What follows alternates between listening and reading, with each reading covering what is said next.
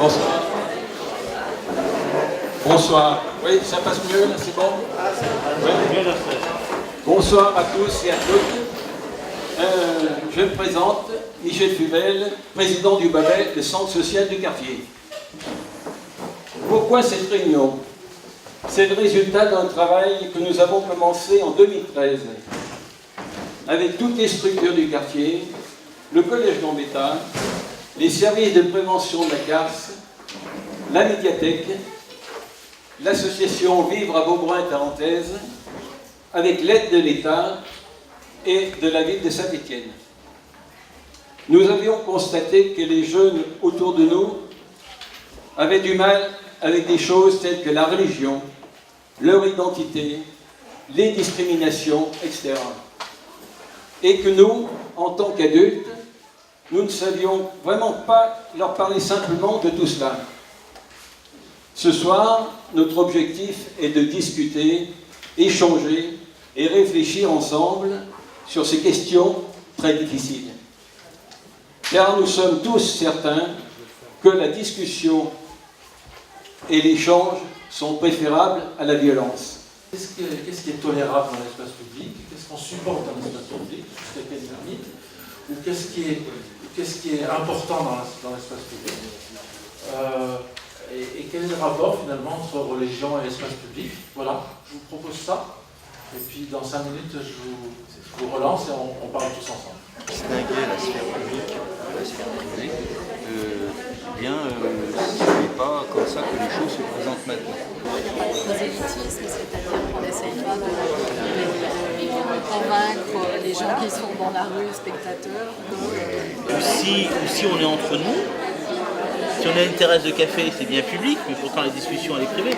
De montrer qu'ils font partie d'un certain groupe, par exemple les blousons noirs, ça a choqué tout le monde. En fait, là, finalement, on parle des jeunes, mais il n'y a pas que les jeunes. Moi, je me sens complètement oublié. Il y a le petit Aïd et le grand Aïd. Il ne faut pas faire du juridisme, c'est ça que je veux dire. Oui, cassé, français cassé. Voilà, alors, je vous propose que une première table qui nous dise un petit peu ce qui s'est passé chez elle. On s'était posé la question de l'espace public, donc de la tolérance dans l'espace public, de la laïcité, qui est un outil qui permet que toutes les religions ou les non-religions, tout se passe bien, et on en est arrivé au paradoxe de l'utilisation de l'espace public par les religions, comme les processions, comme ces choses-là, jusqu'où ça dérange et jusqu'où ça ne pose aucun problème. La sphère privée, c'est finalement tout ce qui relève des convictions intimes de chacun.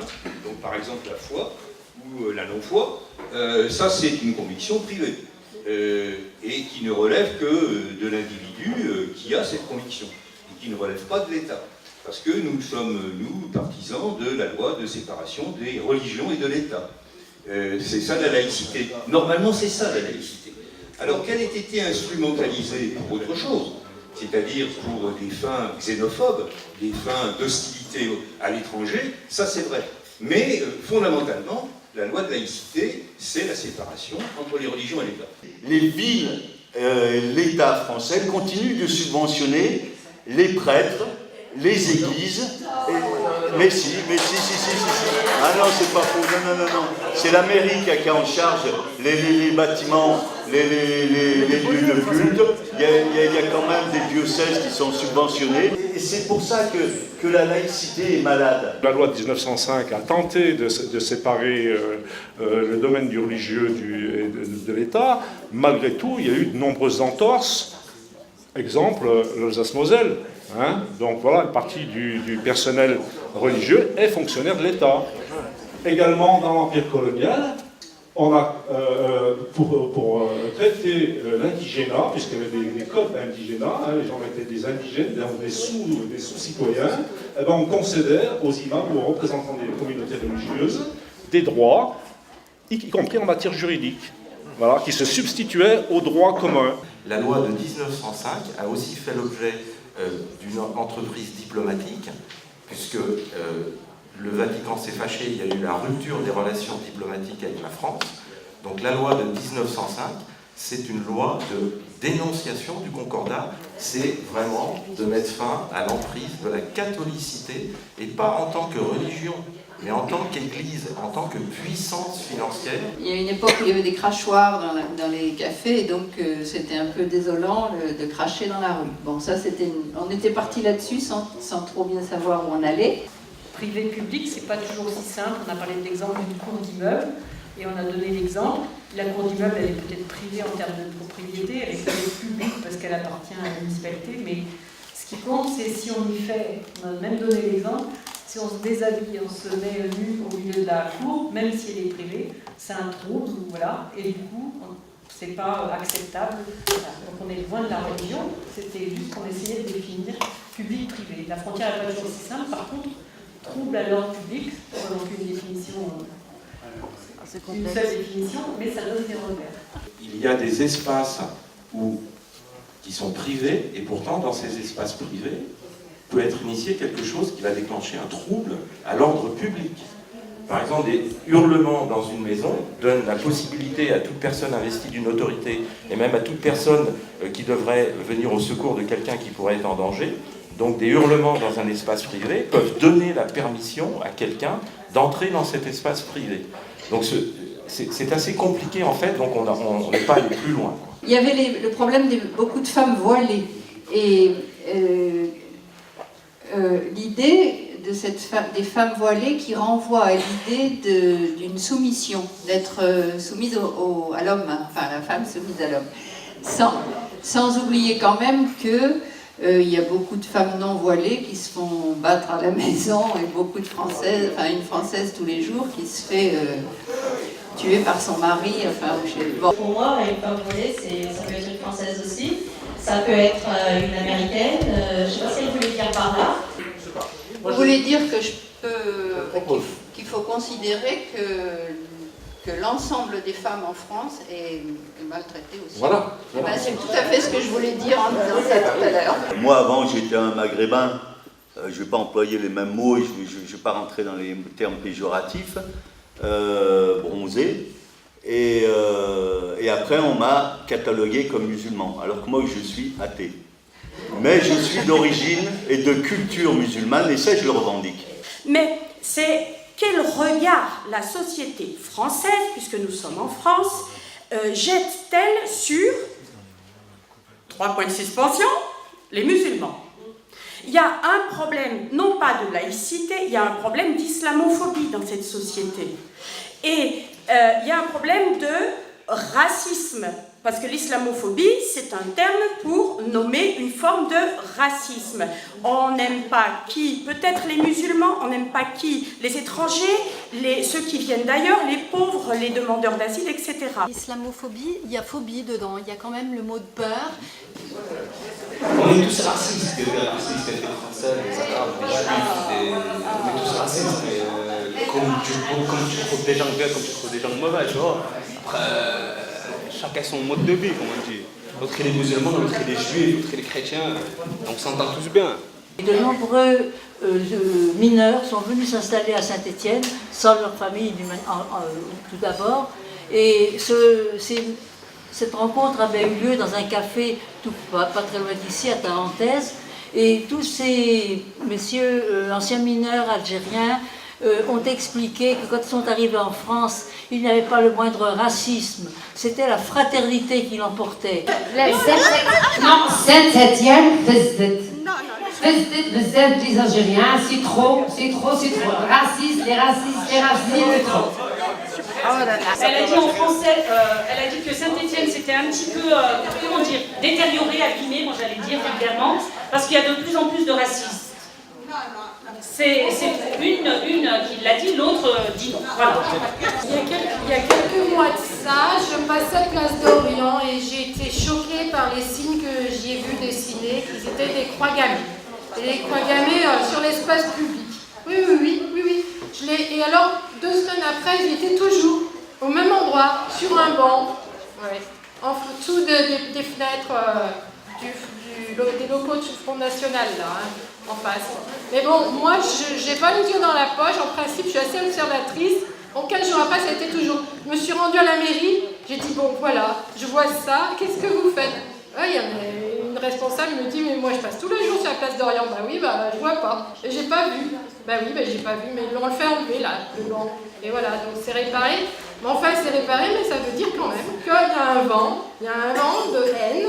Et la haine, eh ben, c'est destructeur. Et la haine, eh ben, le problème, qu'est-ce qu'on en fait là? Ça me fait quelque chose de tout ce que j'ai entendu, parce que je peux dire, moi, j'ai quand même de la chance de ne pas y voir. Parce que quand on voit que même le racisme, tout ça est écrit sur des murs, tout ça, je me pose la question, qu'est-ce que j'ai de la chance, hein? Ben oui, parce que moi, quand les personnes qui me font traverser ou qui m'aident, ben, je regarde rien du tout, hein? Que ce soit une personne voilée, une personne d'une autre couleur. Finalement, l'handicap que j'ai, et si j'en ai un, ben, il fait bien les choses. السلام عليكم. احنا عندنا العاده تاعنا في البلاد في لاجيري نزوجوا في لاميري نديروا العرس افون لاميري نديروا العرس ومن بعد لاميري نجيبوا الايمان نديروا الحلال هذه ابخي كوا après la mairie c'est tout. Voilà, elle a donné un exemple. C'est-à-dire comment ça se passe les mariages. Je parle en algérien. Voilà, oui. Je vais donner un exemple, mariage en Algérie. C'est-à-dire nous, c'est pas comme en France. Ça se passe parce que la première des choses, on doit faire le halal entre la femme et l'homme. C'est très important. Et après, on va fêter le mariage 2 ou 3 jours, des fois pendant 7 jours. Et après, on va faire au niveau de la mairie. Voilà comment ça se passe. Voilà, on va faire le halal avec le imam. En Algérie, le mariage est une institution civile. C'est une institution civile. Alors, effectivement, il y a une cérémonie religieuse et tout, mais on peut s'en passer. C'est pareil en France, en fait. Les nanas, elles mettent des jours et des mois avant de se marier. Elles vont chercher les dragées de la bonne couleur. Oh là là, c'est compliqué, ça demande beaucoup d'argent. C'est pareil. Alors, c'est pas pareil. Si moi, je suis trop vieux, mon fils qui a été veut se marier avec une de vos filles, qui elle est musulmane, vous allez le prendre, mon fils? Il est le bienvenu. Vous allez le prendre, mon fils? Il est le bienvenu. Comment on fait pour vivre ensemble? Cousin. كاينين العرب يزوجوا بالقوار كاينين القوار يزوجوا بالعرب وكل اخر يمشي على الدين تاعو بصح كل اخر يدير على دينو كل اخر دين في القلب كل اخر يمشي نقولوا الكرسي تاعو. Alors, elle a dit qu'il y a des musulmans qui se marient avec des non-musulmans, parce que le gour en arabe, ça veut pas dire simplement français ou européen, ça veut dire non-musulman. Il faut comprendre que ce mot, il a 2 sens. Donc elle dit qu'il y a des musulmans qui se marient avec des non-musulmans, et des musulmans, le mariage existe, et que la seule chose qu'on leur demande, c'est de vivre tranquillement, chacun suit sa foi et ses convictions. Moi, je me pose la question de qu'est-ce qui se passe dans les écoles de la laïcité, les écoles publiques. Qu'est-ce que les jeunes, peut-être ma génération, même la précédente, ont pu apprendre, notamment pendant la Seconde Guerre, et qui ont néanmoins sointé dans les familles auprès de leurs propres enfants. Qu'est-ce que c'était sous Vichy, je veux dire, Pétain, c'était quoi l'école? C'était les leçons de morale. Enfin, je veux dire, mon père, le premier, il a subi, il a eu cette manipulation-là. Moi, j'étais dans une école quand j'étais petit où on avait un uniforme. Alors, il y en a qui crient au scandale, mais je peux vous dire que c'était fabuleux, parce que ce qui permettait de s'illustrer par rapport aux autres, c'était pas sa coupe de cheveux, c'était pas le dernier portable ou les dernières baskets, ou parce que je crois en Allah, ou en Yahvé, ou en Dieu, ou je ne crois pas d'ailleurs. Et donc, ce n'est pas ça qui ferait la différence entre les enfants, mais leur capacité à briller intellectuellement par rapport aux apprentissages qu'ils auraient. Et quand les enfants, eux, vont à l'école, d'accord, qu'on dise non, la porte de l'école, ça s'arrête là, La laïcité, elle est à l'intérieur, à l'extérieur, les enfants, eux, ils vivent des choses. Et où est-ce qu'ils déposent ce qu'ils vivent, ce qu'ils voient, et les contradictions, les incohérences, ou je ne sais pas, et l'intolérance, l'irrespect qu'ils voient, où est-ce qu'ils déposent ça? À quel lieu ils peuvent dire ce qu'ils voient? Et ce qu'ils sentent, parce qu'ils voient, ils sentent tout petits, je ne sais pas. C'est la finance qui nous a fait venir ici. Mais elle, la finance, elle n'a pas ces problèmes-là. Parce qu'elle n'a qu'une seule culture, c'est l'argent. Et là, eux, ils se retrouvent. Que ce soit les billets d'euros ou de dollars, eux, la finance, ils nous ont mis là-dedans, ils nous ont mélangés pour aller dans les mines, pour aller dans la métallurgie. Mais ils ne sont plus là, eux. Eux, ils ont pris ce qu'ils avaient à prendre et ils continuent de prendre. Et nous, on doit vivre ensemble. On doit vivre ensemble et faire évoluer éventuellement les lois qui nous dirigent. Mais après, et c'est là où je rejoins, là où tu voulais aller dans le débat, l'espace public. Maintenant, comment nous, par nos cultures, par nos différences, comment on va le gérer, cet espace-là? Bien sûr, on peut parler de l'école qui est laïque, mais il y a un instrument qui est encore pire et qui nous empêche de vivre ensemble, c'est la télévision. Plus il y a de chaînes de télévision, plus il y a de paraboles, et plus on est divisé. Et il est important que les structures comme ici, les associations, et c'est bien ce qu'ils ont fait ce soir, arrivent à nous rassembler. Et je vais donner, pour finir la soirée en beauté, je vais vous donner un texte que j'ai écrit. Et je vais le faire lire par une personne. Donc le titre c'est Tendre gazelle, image du Maghreb. Tendre gazelle, dame des savanes, vous avez le droit d'exister. Belles africaines, vous êtes musulmanes, c'est votre dignité. Bonne samaritaine, dans la Médina, vous n'êtes pas en peine pour nous accommoder de bons petits plats. De la tagine à la shorba, de Goulimine à Essaouira, vous êtes marocaine, tunisienne, algérienne, au nom d'Allah. Sous le henné et la burqa, à l'ombre des arabesques, des caravansérails à peine dévisagés, vous êtes presque au sérail. Vous étanchéisez votre soif de vivre dans un oasis de liberté. Toute voilée, vous n'êtes pas condamnée dans un abysse d'obscurité. Fille du Sahel, vous n'êtes pas des brebis égarées, toutes constellées d'étoiles, suivez le prophète, la rose des sables, perle du désert sera un talisman d'éternité. Ne soyez pas insoumises à la vanité des mauvais prophètes, incomprises dans notre société, vous êtes des femmes de bonté et honnêtes. Tirez pas peine, vos chants berbères, sous le bleu horizon du ciel, nous emmènent au couchant dans l'atmosphère lumineuse des frondaisons du Djebel. Vous êtes la bienvenue dans mon palais doré, parmi les palmiers et les figuiers de Barbarie, les sofas et les tapis. Nous prendrons le thé dans un mazagran à votre santé. En toute sérénité, je serai le garant de votre féminité. Inch'Allah. أيما في اليد الطلاب شربت الكتاب في اليد نهار شربت خير من الزلية في السماء تاع المكتوب راني كل شجرة ومعليش أيما معليش اليوم ما نخافوش من الغدوة اليوم لقينا اليوم